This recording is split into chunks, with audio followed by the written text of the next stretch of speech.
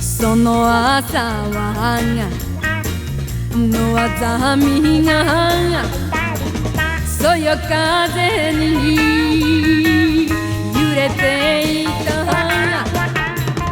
その人は森陰で優しげに手を振った。恋なんて知らないの、どうしたらいいの。友達のリスの子に白鳥はつぶやいた。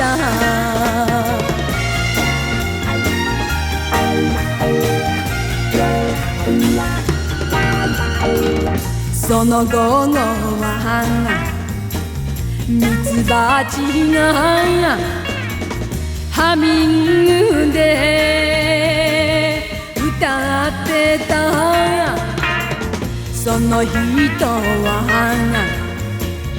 星草を抱くように抱きしめた。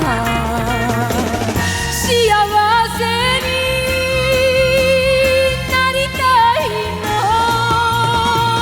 愛してもいいの。木漏れ日が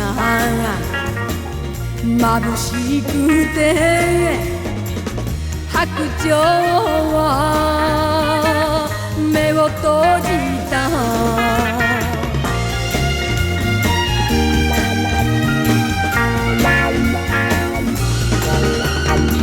その夜は湖も紫の霧だった。その人は旅に出るさよならの手を振った。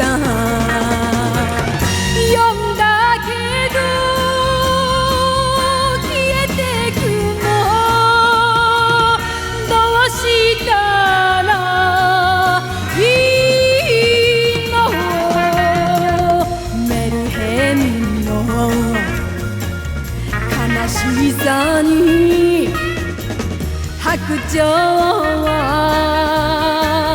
泣き濡れた。